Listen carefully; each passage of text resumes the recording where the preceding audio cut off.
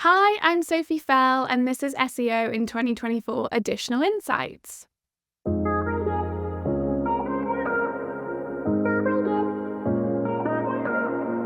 Sophie, what's your additional insight for SEO in 2024?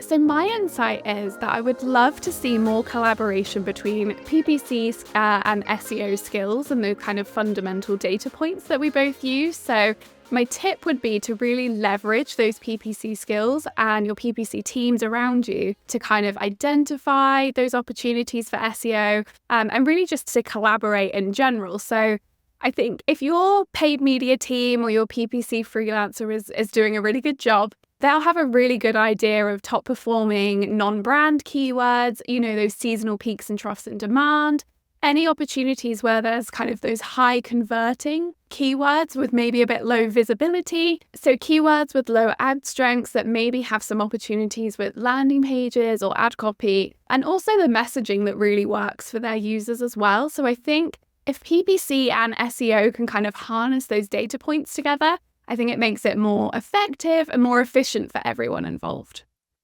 Should SEOs not be scared of PPC? I mean that in a nice way, in that marketing channels are generally a little bit protective of things that work really well for them. So if PPC maybe have some keywords that are performing exceptionally well, are they not going to be a little bit concerned with giving those to SEOs to try and almost actually take them over so PPC doesn't work so well for them? That's a really good question. And I think that highlights actually something that we see a lot is almost SEO and PPC battling against each other in that sense. But I think what I'm really trying to encourage is that collaboration between the two, because the ultimate goal is the same, right? You're all working to drive that sort of targeted, relevant traffic towards the website. It's just two different methods of doing so.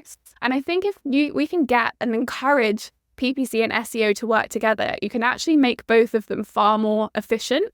So I would hope that SEOs and, those in PPC aren't scared of each other. I would love for them to see that and work together a bit more, definitely. So would you recommend a goal that incorporates data from both SEO and PPC so everyone's contributing to the same bottom line?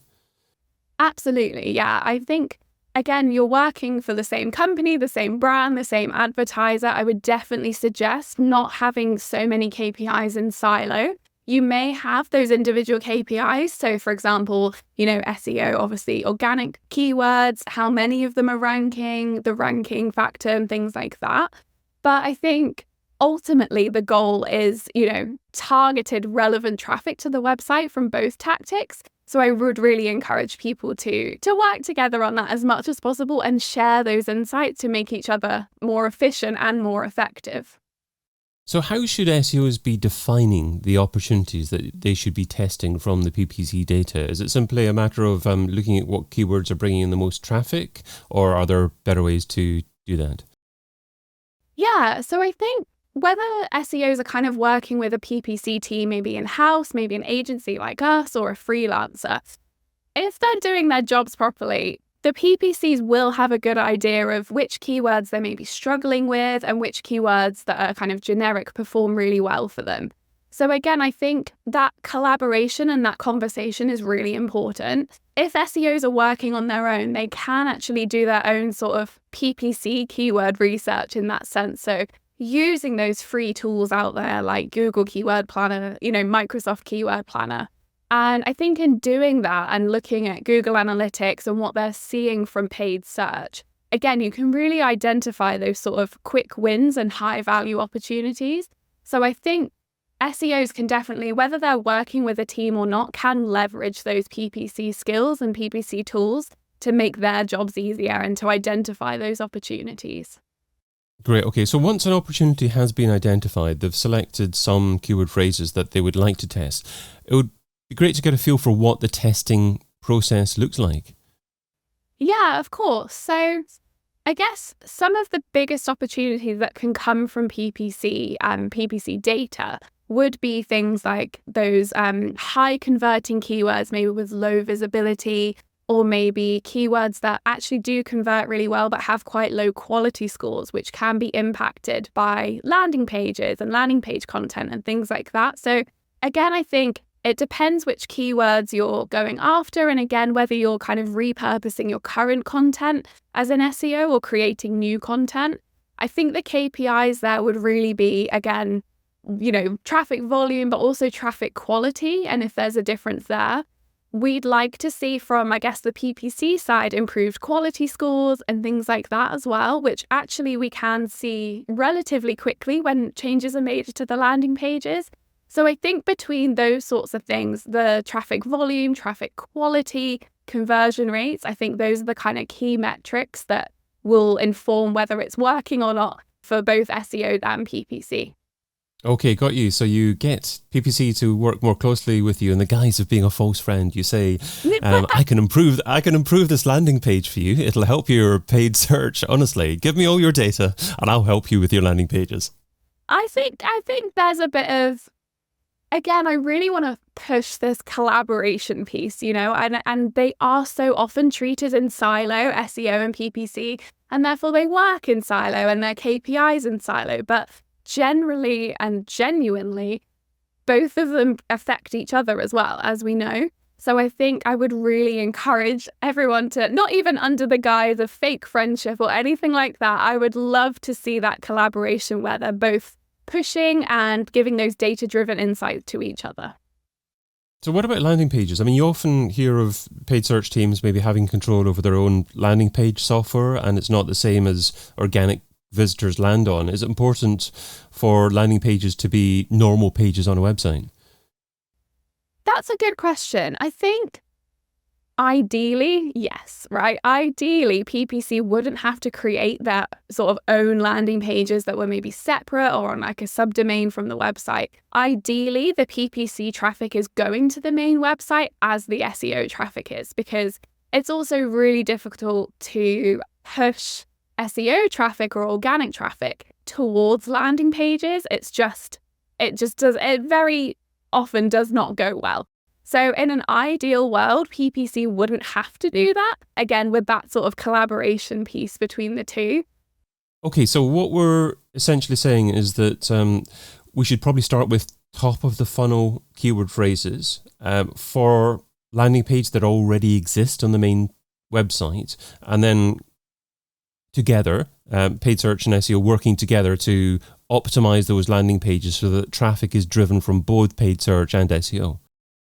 Yeah, I would say so. And we've seen time and time again, there are benefits to doing that. Both can be sort of rewarded by Google by the quality of traffic that goes on the website. And then that creates kind of a snowball effect for both PPC and for SEO. So ideally, if we can put all efforts towards that one landing page or, one section of the website, that's a better outcome long term for everyone involved.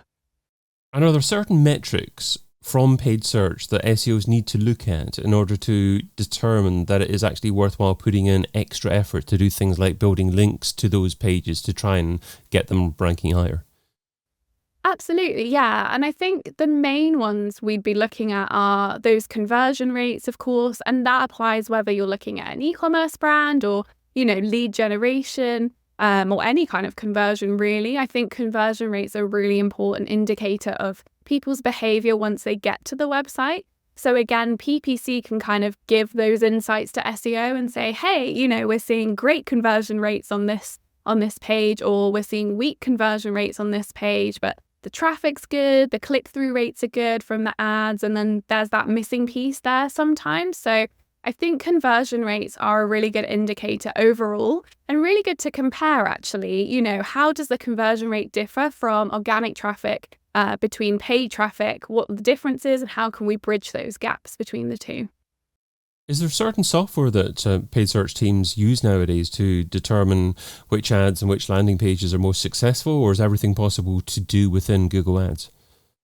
Yeah, I think it's all possible. And again, if PPCs are doing their job properly, we are using ideally the best pages in regards to the ads and the keywords that we're using. So ideally, when we create that sort of keyword ad group plan from the get-go, we have those landing pages in mind that, you know, really closely match the search queries, again, to encourage CTR, conversions, conversion rate that we see on our side. And then similarly with SEO too, I think those metrics kind of work together really well.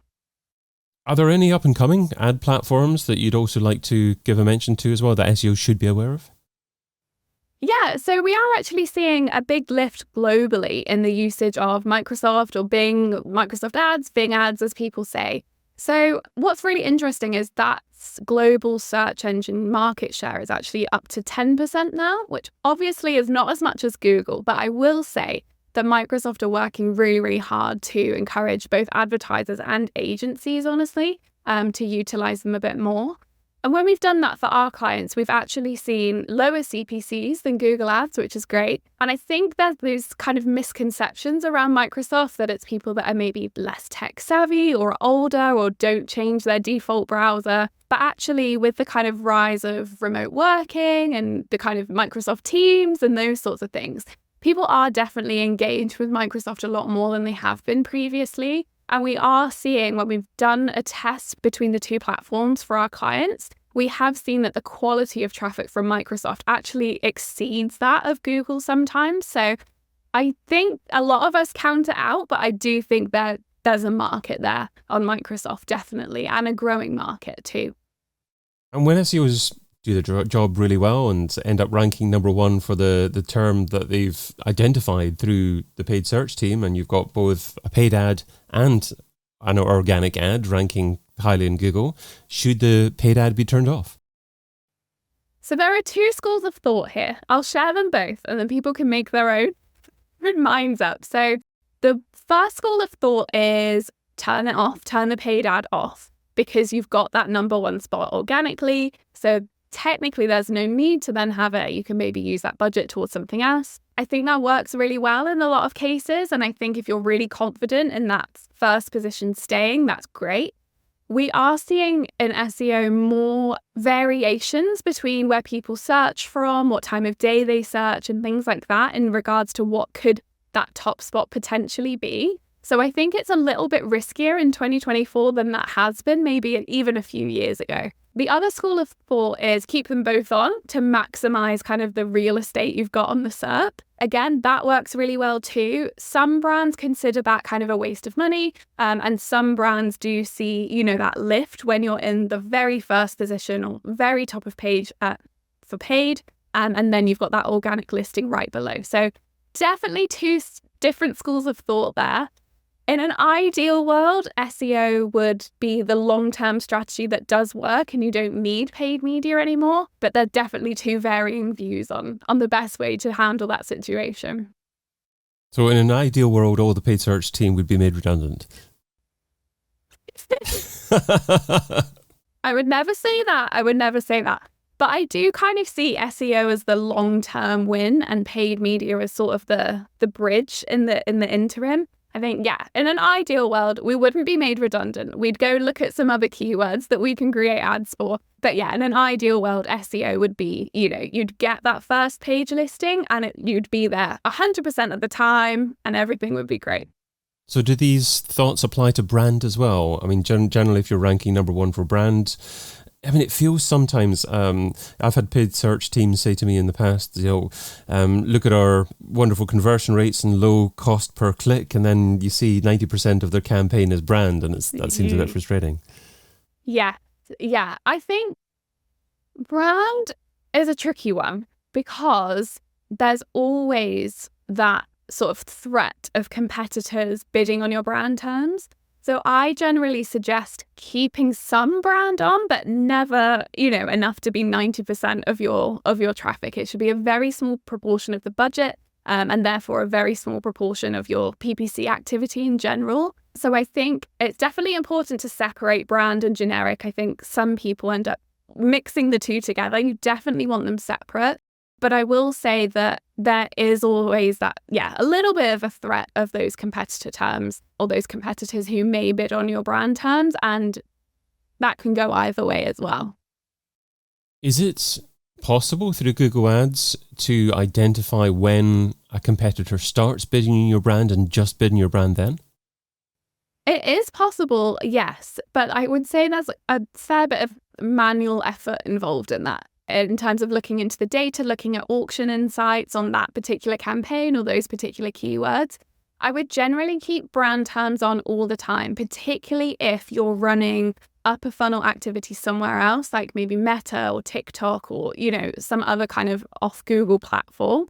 I would suggest keeping brand terms on to capture that demand if the person decides not to click through, but remembers your brand and comes and finds you later. But again, I would suggest a very small proportion of budget, effort, time going towards that, and the rest really focus on those generic sort of middle funnel terms where possible. You've shared what SEO should be doing in 2024. Now let's talk about what SEO shouldn't be doing. So what's something that's seductive in terms of time, but ultimately counterproductive? What's something that SEO shouldn't be doing in 2024? So I think in terms of SEOs, they obviously spend a lot of time on their research, diving into data and things like that, which is absolutely, very important. But I do think, again, we are seeing that SEO versus PPC, and we're seeing SEO research versus PPC research. And I think if the two teams can really collaborate, coordinate on that research and have some of those shared KPIs, it not only saves time from both sides, but I think it's actually much more efficient for both sides to focus where they need to focus to kind of reach those overarching goals. So I would say for SEOs, stop doing your research in silo, because PPC can support what you're doing, and vice versa as well. PPCs, stop doing your research in silo, include SEO in that piece. And everything, you'll reach your outcomes quicker, much more efficient than doing things in silo for sure. Sophie Fell was Director of Paid Media at Two Trees PPC, and you can find her over at twotreesppc.com. Sophie, thanks so much for adding your additional insight to SEO in 2024. Thank you for having me. I've been your host, David Bain. You've been listening to an episode of SEO in 2024 Additional Insights, a Majestic series that complements the original SEO in 2024 podcast, video series and book. Find out more at SEOin2024.com.